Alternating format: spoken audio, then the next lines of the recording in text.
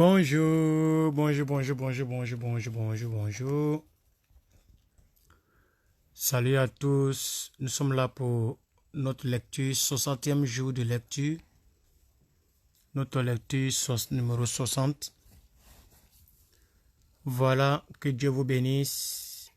Bon mois de mars à chacun et à chacune. Nous sommes dans le livre de Samuel. 1 Samuel, comme vous le voyez. Et nous allons lire donc les versets 5, 6, 7 et... Non, je dis versets, les chapitres 5, 6, 7 et 8. Voilà. Donc, on va continuer l'histoire du peuple de Dieu, du peuple d'Israël. Voilà.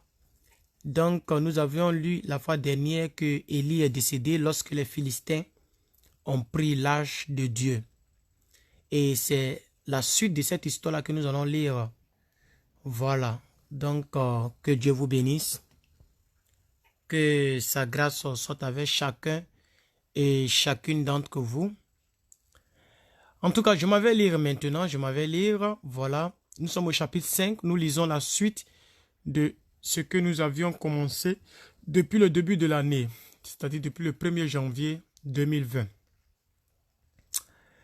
Les Philistins prirent l'arche de Dieu et ils la transportèrent d'Eben-Ezer à Asdod.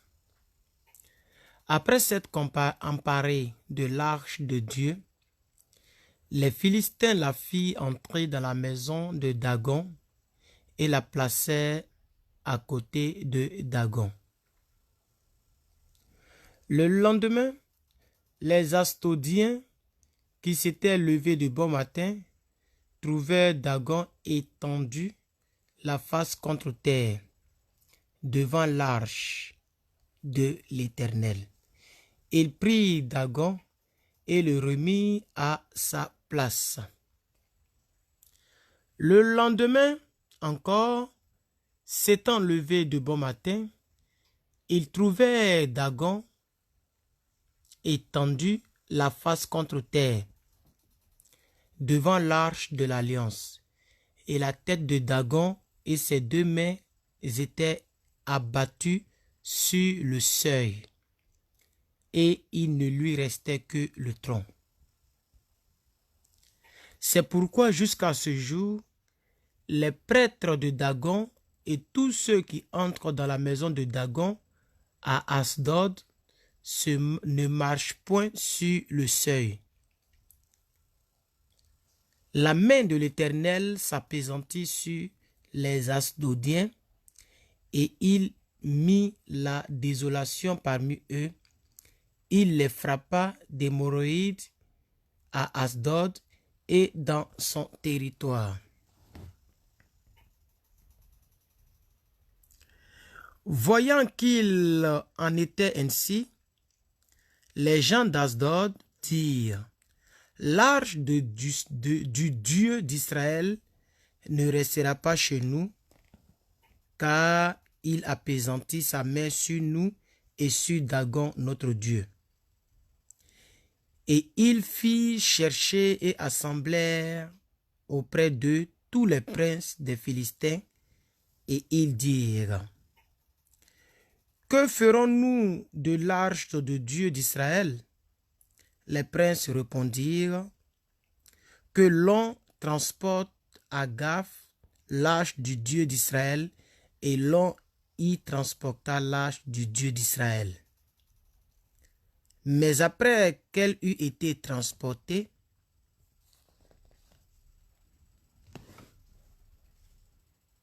la main de l'Éternel fut sur la ville, et il y eut une très grande consternation. Il frappa les gens de la ville depuis le petit jusqu'au grand, et ils eurent une éruption d'hémorroïdes. Verset 10. Alors ils envoyèrent l'arche de Dieu à Écron. Lorsque l'arche de Dieu entra dans Écron, Les Écronites poussèrent des cris en disant, désolé, j'ai bien cadré là, en disant, on a transporté chez nous l'arche du Dieu d'Israël pour nous faire mourir, nous et notre peuple. Et ils firent chercher et assemblèrent tous les princes des Philistins, et ils dirent, renvoyez l'arche du Dieu d'Israël et qu'elle retourne en son lieu, et qu'elle ne nous fasse pas mourir, nous et notre peuple. Car il y a dans toute la ville une terreur mortelle. La main de Dieu s'y apésantissait fortement. Les gens qui ne mouraient pas étaient frappés d'hémorroïdes et les cris de la ville montaient jusqu'au ciel. Alors, peuple de Dieu, voici, nous venons de lire dans le chapitre 5 du livre de Samuel. Voilà, nous venons de lire le chapitre 5 de Samuel. Et vous allez retenir que l'arche de l'Éternel qui représente la présence de Dieu a été amenée à Dagon. Donc, la présence de Dieu fatiguait la présence de eux, leur Dieu. Et à cause de cela, la main de Dieu a commencé à chicoter ce peuple qu'on appelle les Philistins. Parce que rappelez-vous que les Philistins ont pris l'arche de l'alliance. Voilà, et ils sont partis avec l'arche de l'alliance, d'où la mort d'Élie, voilà, d'où la mort d'Élie et aussi de la belle-sœur d'Élie qui était donc enceinte, c'est-à-dire de la femme de l'enfant d'Élie qui était enceinte. Vous vous rappelez bien pour ceux qui suivent bien la lecture. Alors, on va continuer cette histoire donc au chapitre 6.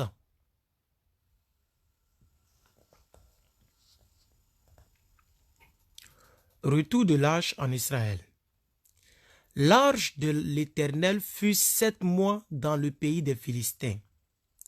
Et les Philistins appelèrent les prêtres et les devins, et ils dirent, que ferons-nous de l'arche de l'Éternel? Faites-nous connaître de quelle manière nous devons la renvoyer en son lieu. Ils répondirent, si vous renvoyez l'arche du Dieu d'Israël, ne la renvoyez pas à vide, mais faites à Dieu un sacrifice de culpabilité, alors vous guérirez et vous saurez pourquoi sa main ne s'est pas retirée de devant vous. Les Philistins dirent, quelle offrande lui ferons-nous? Ils répondirent, 5 tumeurs d'or et 5 souris d'or, d'après le nombre des princes des Philistins. Car une même plaie a été sur vous et sur vos princes. Verset 5. Désolé, je vais bien... Désolé, hein. Parce que là, j'ai tellement zoomé, mais je pense qu'on voit bien. Est-ce qu'on fait les écritures là soient bien vues? Comme c'est un livre là, ça me fatigue un peu, mais on va faire avec. Voilà. Je vais quand même zoomer encore. Il faut que ça soit bien vu. Voilà. Les Philistins dirent, quelle offrande lui ferons-nous? Il répondit, au verset 5, pardon. Faites des figues de vos tumeurs et faites des figures de vos tumeurs et des figures de vos souris qui ravagent le pays et donnez gloire au Dieu d'Israël. Peut-être cessera-t-il d'apaisantir sa main sur vous, sur vos dieux et sur votre pays.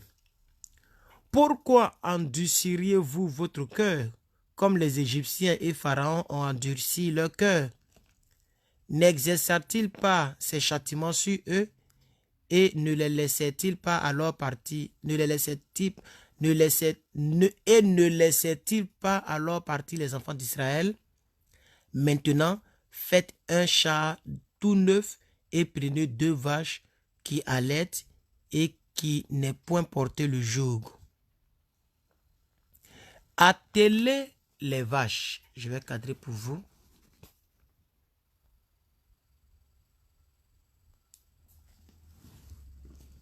attelez les vaches au char et ramenez à la maison leurs petits qui sont derrière elles. Mais vous prendrez donc l'arche de l'Éternel et vous la mettrez sur le char, vous placerez à côté d'elle dans un coffre les objets d'or que vous donnerez à l'Éternel en offrande pour le péché, puis vous la renverrez et elle partira. Suivez-la du regard. Si elle monte par le chemin de sa frontière vers Beth-Shemesh, c'est l'Éternel qui nous a fait ce grand mal. Sinon, nous saurons que ce n'est pas sa main qui nous a frappés, mais que cela nous est arrivé par hasard. Les gens firent ainsi. Ils prient. Je suis tellement fatigué, les frères, mais il faut que je lise quand même, sinon on sera trop en retard. Ils prirent 2 vaches qui allaitaient et les attelèrent au char. Et ils enfermèrent les petits dans la maison. Verset 11. Ils mirent sur le char l'arche de l'Éternel et le coffre avec les souris d'or et les figures de leur tumeur. Les vaches prirent directement le chemin de Beth-Shemesh. Elles suivirent toujours la même route en mugissant, et elles ne se détournaient ni à droite ni à gauche. Les princes des Philistins allèrent derrière elles jusqu'à la frontière de Beth-Shemesh. Les habitants de Beth-Shemesh moissonnaient les blés dans la vallée. Ils levèrent les yeux et aperçurent l'arche et se réjouit en la voyant. Le char arriva dans le champ de Josué de Beth-Shemesh et s'y arrêta. Ce n'est pas Josué que vous avez connu, l'autre côté qui est déjà décédé. Il y avait là une grande pierre. On fendit le bois du char et l'on offrit les vaches en holocauste à l'Éternel. Les Lévites descendirent l'arche de l'Éternel et le coffre qui était à côté d'elle et qui contenait les objets d'or, et ils posèrent le tout sur la grande pierre. Les gens de Beth-Shemesh offrirent en ce jour des holocaustes et des sacrifices à l'Éternel. Les 5 princes des Philistins, après avoir vu cela, retournèrent à Écron le même jour. Voici les tumeurs d'or que les Philistins donnaient à l'Éternel en offrande pour le péché. Une pour Asdod, une pour Gaza, une pour Ascalon, une pour Gath, une pour Écron.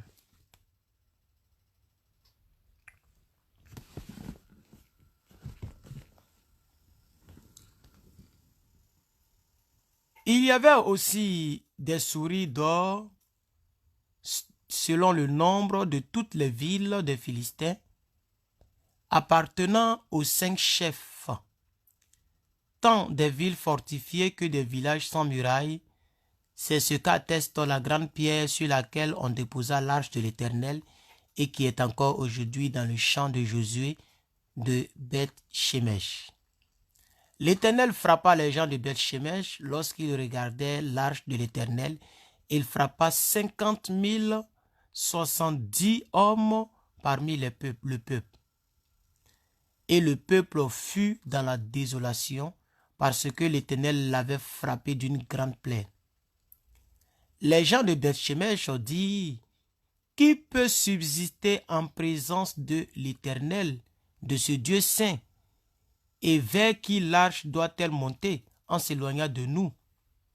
Ils envoyèrent des messagers aux habitants de Kirjath-Jéarim pour leur dire: les Philistins ont ramené l'arche de l'Éternel, descendez et faites-la monter vers vous.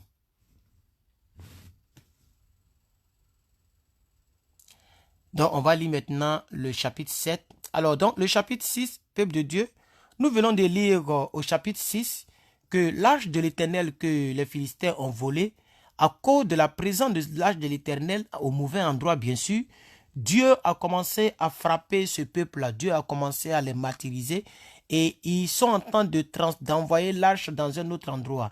Même quand ils ont envoyé l'arche de l'autre côté, en envoyant des prisons, un coffre dans lequel il y avait les objets précieux avec tout ce que vous savez pour faire des sacrifices. Voilà. Dieu a commencé toujours à bastonner le peuple là. C'est-à-dire, eux, ils pensent que c'est en changeant de maison, en changeant de lieu, que Dieu va arrêter de les bastonner. Alors Dieu a commencé à les martyriser, il a commencé à les frapper même au sérieux même. Donc là, vous voyez le verset 21, le dernier verset du chapitre 6, il dit, la Bible dit, non, le verset 20, les gens disent quoi? Qui peut subsister en présence de l'Éternel et de ce Dieu saint? Et vers qui l'arche doit-elle monter en s'éloignant de nous? Donc, ils étaient en train de chercher donc un lieu où envoyer l'arche pour que donc la malédiction, pour que les plaies, pour que la colère de l'Éternel puisse donc cesser. Mais c'est mal connaître Dieu. On va lire maintenant 20 ans, je dis bien 20 ans d'apostasie, le début d'un réveil. Donc, on va lire maintenant le chapitre 7, toujours dans le livre de Samuel. 1 Samuel, chapitre 7.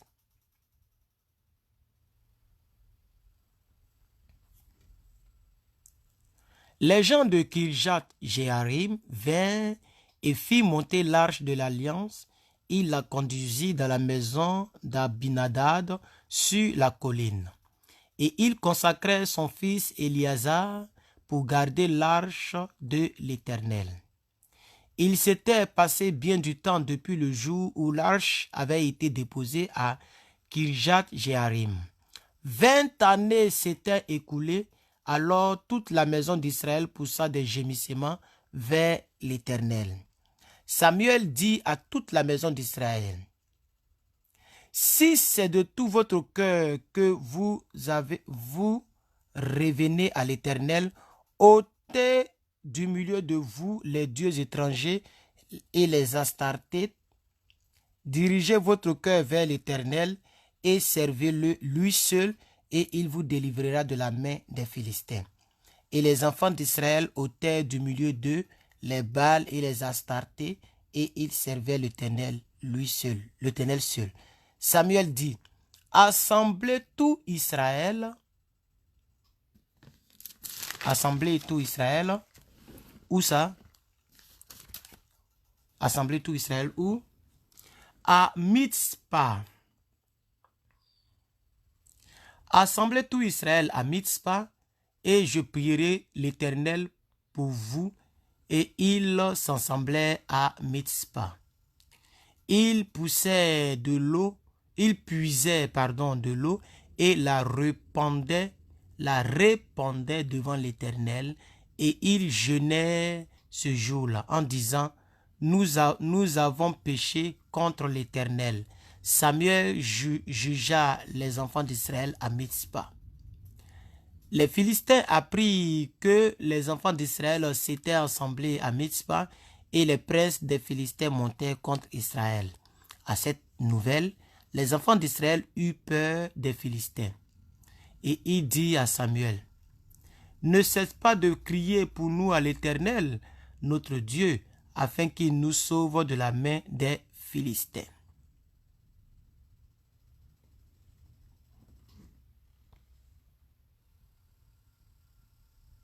Alors Dieu, après que Samuel ait prié, à partir du verset 9, vous allez voir que Dieu va se souvenir des Israélites, et donc ils seront victorieux.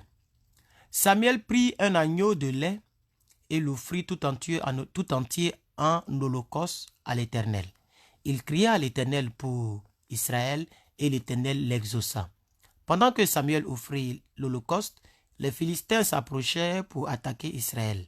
L'Éternel fit retentir en ce jour son tonnerre sur les Philistins et les mit en déroute. Il fut battu devant Israël.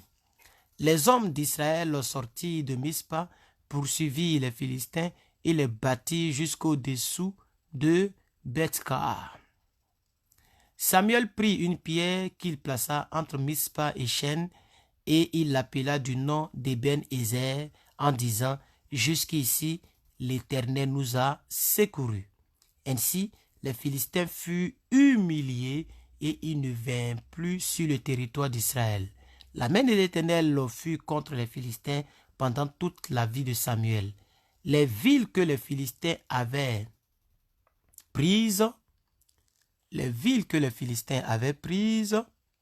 sur Israël retournaient à Israël.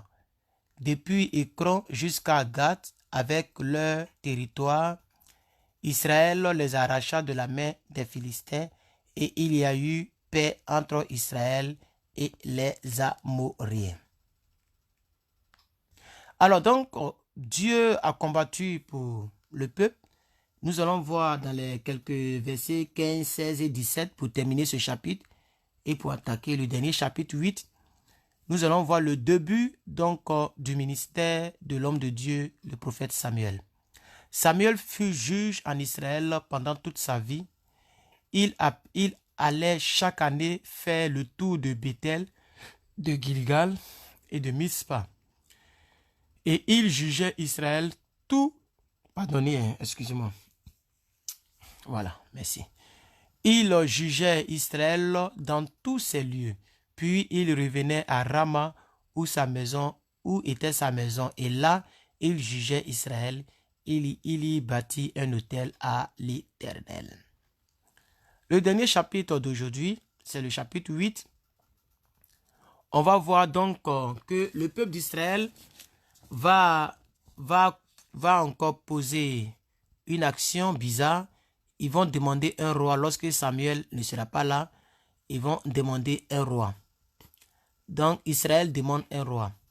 Donc on tend peu à peu vers David. Voilà, donc on y va. Lorsque Samuel devient vieux, il établit ses fils juges sur Israël. Son fils premier-né se nommait Joël et le second se nommait Abijah. Ils étaient juges à Beer-Sheba. Les fils de Samuel ne marchaient point sur ses traces. C'est toujours les mêmes histoires. Hein. Ils se livraient à la cupidité, recevaient des présents et violaient la justice. Tous les anciens d'Israël s'assemblaient et vinrent auprès de Samuel à Rama.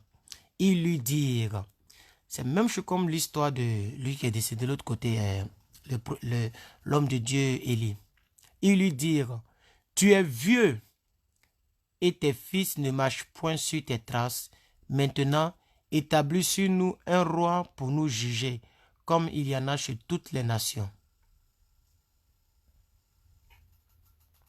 Samuel vit avec déplaisir qu'il disait, donne-nous un roi pour nous juger. Et Samuel pria l'Éternel. L'Éternel dit à Samuel, écoute la voix du peuple dans tout ce qu'il te dira, car ce n'est pas toi qu'il rejette, c'est moi qu'il rejette, afin que je règne sur eux.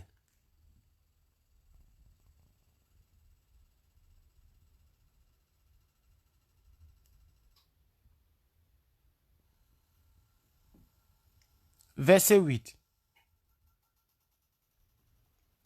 Ils agissaient à tous égards, à ton égard. Excusez si ça bouge trop, hein. Votre serviteur est un peu fatigué là. Et je zoome donc. Quand c'est trop zoomé, quand tu bouges le téléphone petit, ça bouge beaucoup. Ils agissent à ton égard comme ils ont toujours agi depuis que je les ai fait monter d'Égypte jusqu'à ce jour. Ils m'ont abandonné pour servir d'autres dieux. Écoute donc leur voix, mais donne-leur des avertissements et fais-leur connaître le droit du roi qui régnera sur eux. Samuel rapporta toutes les paroles de l'Éternel au peuple qui lui demandait un roi. Il dit, voici quel sera le droit du roi qui régnera sur vous. Il prendra vos fils et les mettra sur ses chars et parmi ses cavaliers afin qu'il court devant son char. Il s'en fera des chefs de 1000 et des chefs de 50. Et il employera à labourer ses terres, à récolter ses moissons, à fabriquer ses armes de guerre et à l'attirail de ses chars.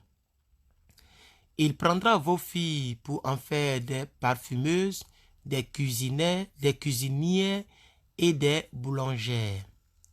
Il prendra la meilleure partie de vos champs, de vos vignes et de vos oliviers et la donnera à ses serviteurs.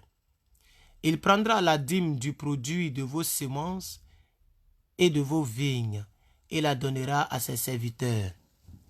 Il prendra vos serviteurs et vos servantes, vos meilleurs bœufs et vos ânes et s'en servira pour ses travaux. Il prendra la dîme de vos troupeaux et vous-même serez ses esclaves. Et alors vous crierez contre votre roi que vous vous serez choisi, mais l'Éternel ne vous exaucera point. Le peuple refusa d'écouter la voix de Samuel. Non, dit-il, mais il y aura un roi sur nous, et nous aussi, nous serons comme